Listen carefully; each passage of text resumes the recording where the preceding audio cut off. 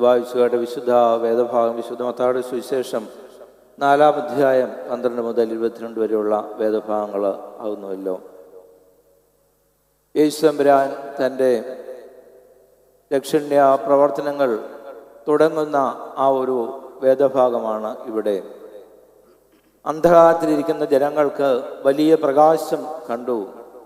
മൃത്യുവിൻ്റെ ദേശത്തും നിഴലിലും ഇരിക്കുന്നവർക്ക് പ്രകാശം ഉദിച്ചു എന്നിങ്ങനെ യെശയ്യാ പ്രവാചകൻ പറയുന്നത് നിവൃത്തിയാകുവാൻ ഇടയായി എന്നാണ് ഈ ആമുഖ വേദഭാഗത്തിൽ നാം വായിക്കുന്നത്.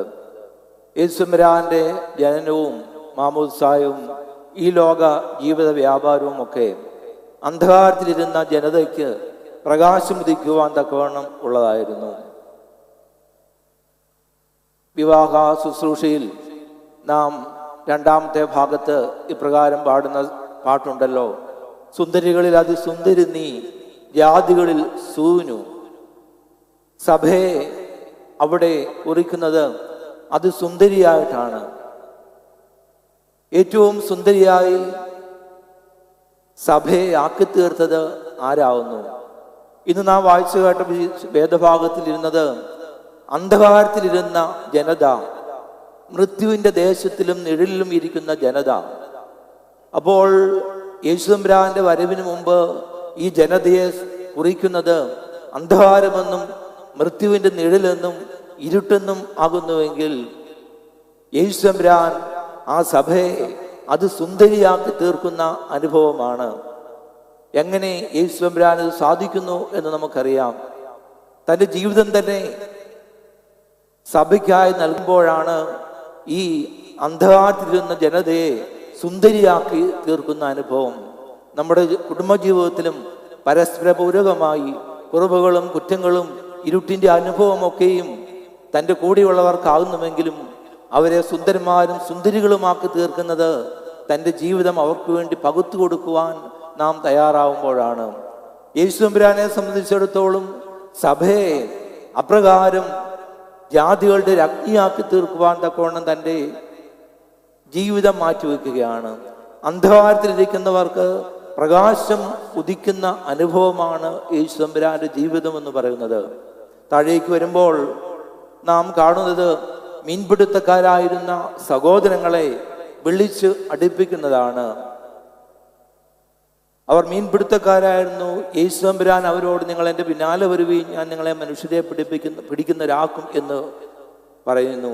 തിരിച്ചു താഴേക്ക് വരുമ്പോൾ യാക്കോബ് അവന്റെ സഹോദരനായ യോഹന്നാൻ എന്നീ സഹോദരന്മാർ പിതാവായ സബദിയോടുകൂടി കപ്പലിരുന്ന് തങ്ങളുടെ വലകൾ നന്നാക്കുന്നു കണ്ടു. അവരെയും വിളിച്ചു.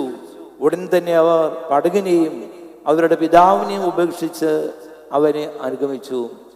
യേശുതമ്പുരാന്റെ വിളി കേട്ട ഈ ജനസമൂഹം യേശുതമ്പുരാൻ എന്തിനീ ലോകത്തിൽ വന്നുവോ? പ്രകാശം ഉദിക്കുവാൻ വേണ്ടി, പ്രകാശം മറ്റുള്ളവർക്ക് നൽകുവാൻ വേണ്ടി, അന്ധകാരത്തിലിരിക്കുന്ന ജനതയ്ക്ക് വഴി കാണിച്ചു കൊടുക്കുവാൻ വേണ്ടി വന്നുവെങ്കിൽ അതിന് തന്നെയാണ് തൻ്റെ ശിഷ്യന്മാരും വിളി കേട്ട് പോകുന്നത്. ഇവിടെ പറയുന്നത് ഉടനെ അവർ പടകിനെയും തൻ്റെ പിതാവിനെയും എല്ലാം ഉപേക്ഷിച്ചിട്ട് യേശുതമ്പുരാന്റെ വിളി കേട്ട് പോകുന്നു എന്നുള്ളതാണ്. നമ്മുടെ ജീവിതത്തിൽ നല്ല വിളികൾ കേൾക്കുവാൻ തക്കവണ്ണം നമുക്ക് ഇടയാക്കട്ടെ, നമ്മുടെ കുഞ്ഞുങ്ങൾക്ക് ഇടയാക്കട്ടെ. അതിലൊക്കെ പിതാവിനെയും മാതാവിനെയും നിന്നൊക്കെ അകന്നുപോയി ആത്മീയമായ ദൈവസന്നിധിയിലേക്ക് കടന്നു വരുമ്പോൾ നല്ല വിളികൾ കേൾക്കുവാൻ നമുക്ക് നമ്മുടെ മക്കൾക്ക് ഇടയാക്കട്ടെ എന്ന് നമുക്ക് പ്രാർത്ഥിക്കാം. യേശുതമ്പുരാൻ വിളിക്കുന്നവർ ഈ 2 ഭാഗത്തും നാം കാണുന്നത് അവർ അലസന്മാരല്ല, അവർ ജോലി ചെയ്തുകൊണ്ടിരുന്നവരാണ്. അവർ അവരുടെ ഏത് ജോലിയാണേലും, അത് മീൻപിടുത്തമാകട്ടെ, കൃഷി ആയിക്കൊള്ളട്ടെ, എന്തായിക്കൊള്ളട്ടെ, അവർ ചെയ്യുന്നത് ആത്മാർത്ഥതയോടുകൂടി ചെയ്യുമ്പോൾ അവരെയാണ് യേശുതമ്പുരാൻ വിളിച്ച് അടുപ്പിക്കുന്നത്. നമ്മെ ഏൽപ്പിക്കപ്പെട്ട ചുമതലകൾ അത് ആത്മാർത്ഥതയോടെ ചെയ്യുമ്പോഴാണ് കുറച്ചുകൂടി അടുപ്പിച്ച് ദൈവം തമ്പുരാൻ നമ്മെ വിളിച്ച് നിർത്തുന്നത്. യേശുതമ്പുരാന്റെ തിരഞ്ഞെടുപ്പുകളൊക്കെ നാം കാണുമ്പോൾ അതിനു മുമ്പ് വായിക്കുന്നത് അവൻ പ്രാർത്ഥിക്കുവാനായിട്ട് മാറിപ്പോയി. പടകിൽ നിന്നും ശിഷ്യന്മാരെല്ലാം മാറ്റി അവർ ദൂരദേശത്തേക്ക് പടക് അടുപ്പിച്ചു പോകുന്നു. അവൻ മലമേൽ കയറി പ്രാർത്ഥിക്കുവാനായിട്ട് പോയി. നമുക്കറിയാം, മല എന്ന് പറയുന്നത് അത് വെള്ളം ഒന്നും ലഭിക്കാത്ത പ്രദേശമാണ്. പലപ്പോഴും ആളുകളില്ലാത്ത അവസരങ്ങളാണ്, സംസാരിക്കുവാൻ ആളുകളില്ല. എന്നാൽ ഈ വെള്ളമുള്ള താഴ്വാരയുടെ അനുഭവമെല്ലാം മാറ്റിവെച്ചുകൊണ്ട് വെള്ളവും ഉറക്കവും ഊണും സുഖമായി കിടന്നുറങ്ങുവാനുള്ള അവസ്ഥകൾ പോലും മാറ്റിവെച്ചുകൊണ്ട്, സംസാരിക്കുവാനുള്ള അവസ്ഥകൾ മാറ്റിവെച്ചുകൊണ്ട് യേശു തമ്പുരാൻ തൻ്റെ തിരഞ്ഞെടുപ്പിനെല്ലാം മുമ്പേ മലമേൽ കയറി പ്രാർത്ഥിക്കുന്ന അനുഭവമാണ്. നമുക്കും പലപ്പോഴും തിരഞ്ഞെടുപ്പിൻ്റെതായ അനുഭവങ്ങൾ, തിരഞ്ഞെടുക്കേണ്ടതായ സംഗതികളൊക്കെ വരുമ്പോൾ ഇപ്രകാരം ദൈവത്തോട് മാത്രം സംസാരിച്ചിട്ട് തിരഞ്ഞെടുക്കുവാൻ നമുക്ക് സാധിക്കുമോ? ഇവിടെ തമ്പുരാൻ ചെയ്യുന്നത് മറ്റുള്ളവരുമായുള്ള സഹവാസത്തിൽ നിന്നും മാറി നിന്നുകൊണ്ട് യേശു തമ്പുരാൻ ദൈവമായ പിതാവിനോട് സംസാരിച്ച് മറുപടി കണ്ടെത്തുന്ന, അതിനു ശേഷം വന്ന് തിരഞ്ഞെടുപ്പുകൾ നടത്തുന്ന അനുഭവം എൻ്റെയും നിങ്ങളുടെയും ജീവിതത്തിൽ മറ്റുള്ളവർ, നമുക്ക് പലപ്പോഴും പറ്റുന്ന നേരെ മറിച്ചാണ്. നാം എല്ലാവരുമായി സംസാരിക്കും, പക്ഷേ ദൈവത്തോട് സംസാരിക്കുവാൻ നാം സമയം കണ്ടെത്തുമോ എന്നുള്ളത് ചിന്തയാ വിഷയമാണ്. എന്നാൽ തമ്പുരാനോട് സംസാരിക്കുവാൻ നാം സമയം കണ്ടെത്തി തിരിഞ്ഞ് മറ്റുള്ള തിരഞ്ഞെടുപ്പുകളുടെ എന്തായിക്കൊള്ളട്ടെ, മനുഷ്യനെ ആയിക്കൊള്ളട്ടെ, ലക്ഷ്യങ്ങളായിക്കൊള്ളട്ടെ, കുഞ്ഞുങ്ങളെ ആയിക്കൊള്ളട്ടെ, എന്താണെങ്കിലും തിരഞ്ഞെടുപ്പുകൾ നമ്മുടെ ജീവിതത്തിൽ പാതകൾ രണ്ട് മുമ്പിൽ വരുമ്പോൾ ഏത് തിരഞ്ഞെടുക്കണം? ഒന്ന് നല്ലത്, ഒന്ന് തിന്മ, ഏതു വഴിയും ആയിക്കൊള്ളട്ടെ, എന്തായാലും ദൈവത്തോട് ആലോചിച്ച് ആ വഴി തിരഞ്ഞെടുക്കുവാൻ നമുക്ക് സാധിക്കട്ടെ. ഈ വേദഭാഗം തുടങ്ങുന്നതിന് മുമ്പ് തന്നെ നാം കാണുന്നത് യേശു തമ്പുരാന്റെ പരീക്ഷണ സമയത്തുള്ള വായനകളാണ്. ഇന്ന് നാം വായിച്ചു കേട്ട വിശുദ്ധ വേദഭാഗം, പഴയ നിയമം ആദ്യ ഭാഗത്തേക്ക് നാം വായിക്കുന്നത് അവിടെ തൻ്റെ ജ്യേഷ്ഠാവകാശം കളയുന്ന യെശയ്യാവിനെ കുറിച്ചാണ്. ആ വേദഭാഗം നാം ഇന്ന് വായിച്ചു കേട്ടതിൻ്റെ അവസാനം ഇപ്രകാരമാണല്ലോ പറയുന്നത്: ഇങ്ങനെ തൻ്റെ ജ്യേഷ്ഠാവകാശം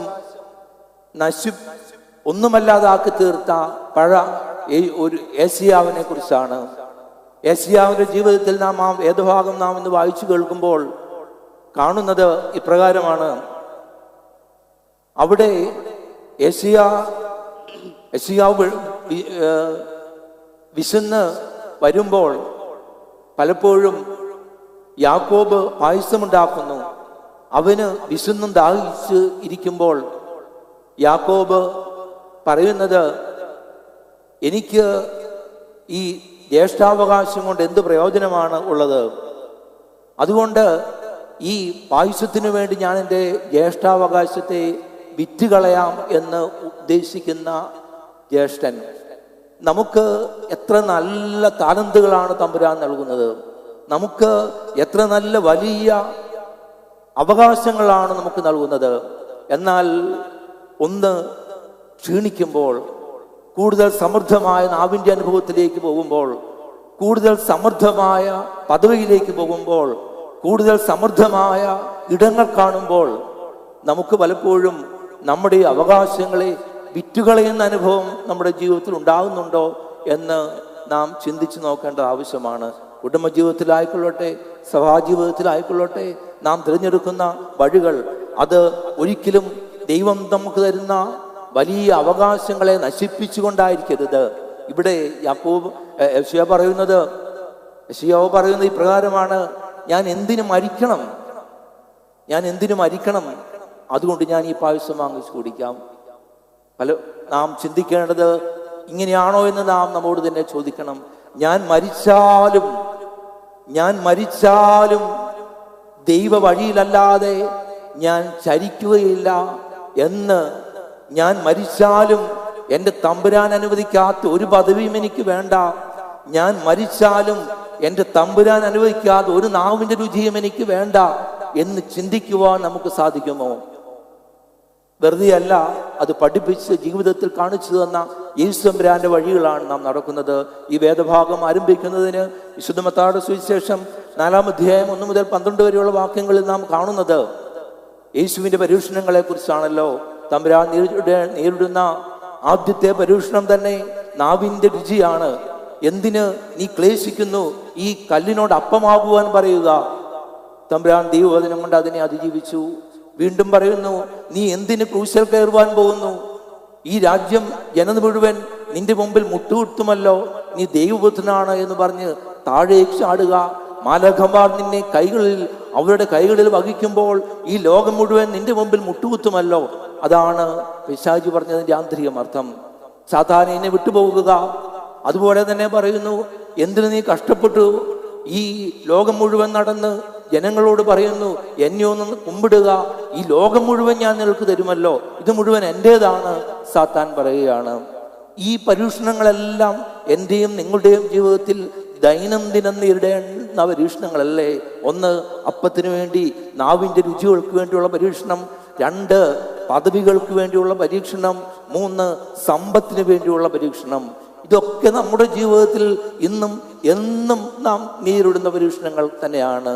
നോക്കുക, പഴയ നിയമത്തിൽ ഒരു വ്യക്തി സ്വല്പം ക്ഷീണമുണ്ടായപ്പോൾ തൻ്റെ നാവിനു വേണ്ടി തൻ്റെ ജ്യേഷ്ഠാവകാശം മറിച്ചു വിറ്റതുപോലെ അല്ല യേശു തമ്പുരാൻ നമുക്ക് കാണിച്ചു തന്ന മാതൃക.